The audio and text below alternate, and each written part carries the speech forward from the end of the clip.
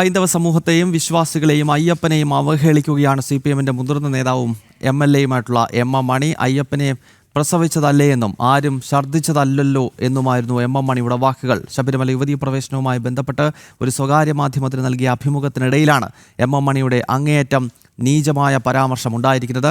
ഇപ്പോൾ ഹിന്ദു ഐക്യവേദിയുടെ സംസ്ഥാന അധ്യക്ഷൻ RV ബാബു ഈ വിഷയത്തിൽ പ്രതികരിക്കുകയാണ്. ശ്രീ RV ബാബു, ഏതാനും ദിവസങ്ങൾക്ക് മുൻപാണല്ലോ ഈ ശബരിമല യുവതീ പ്രവേശനത്തിൽ ഞങ്ങൾ U-ടേൺ അടിക്കുന്നു എന്നൊരു നിലപാട് CPM-ഉം സർക്കാരുമൊക്കെ എടുത്തത്. അപ്പോൾ അത് കേവലം തെരഞ്ഞെടുപ്പ് മുന്നിൽ കണ്ട് മാത്രമാണ്, അല്ലാതെ ഹൈന്ദവ വിരുദ്ധത എന്ന തങ്ങളുടെ നിലപാടിൽ നിന്നും ഒരു രീതിയിലും CPM-ഉം കമ്മ്യൂണിസ്റ്റ് പ്രസ്ഥാനങ്ങളും പിന്നിലേക്ക് പോകുന്നില്ല എന്ന കൃത്യമായ ഉദാഹരണമാണല്ലോ ഈ MM മണിയുടെ ഈ പ്രതികരണത്തിലൂടെ നമ്മൾ മനസ്സിലാക്കേണ്ടത്.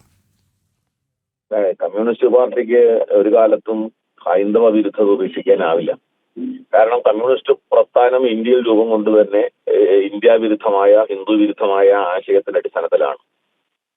ലോകത്ത് ഇന്ത്യൻ കമ്മ്യൂണിസ്റ്റ് പാർട്ടിയുടെ രൂപവൽക്കരണവുമായൊക്കെ ചർച്ച ചെയ്യുമ്പോൾ നമുക്കത് മനസ്സിലാക്കാം. ഞാനതിലേക്ക് കിടക്കുന്നില്ല.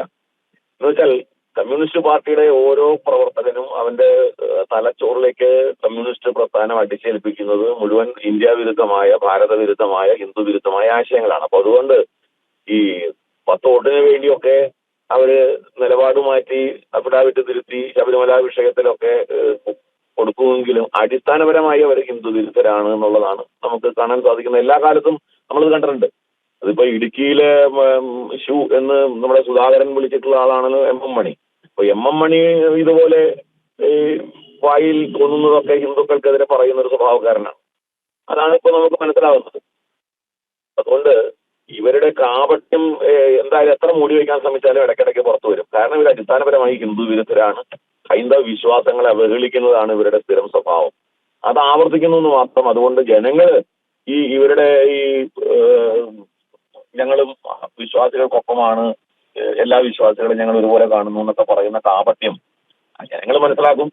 ജനങ്ങൾക്ക് വ്യക്തമായിട്ട് ബോധ്യമുണ്ട്. അതുകൊണ്ട് MM മണിയുടെ പ്രസ്താവനയിൽ അത്ഭുതമൊന്നുമില്ല. കാരണം അത് അടിസ്ഥാനപരമായി ഹിന്ദു വിശ്വാസികളെ അവഹേളിക്കുകയും ക്ഷേത്ര വിശ്വാസത്തിനെതിരായി നിൽക്കുകയും ചെയ്യുന്ന ഒരു സ്വഭാവക്കാരാണ് എന്നുള്ളതുകൊണ്ട് ഇതിൽ ഒരു പ്രത്യേകിച്ച് അത്ഭുതം തോന്നേണ്ട കാര്യമില്ല.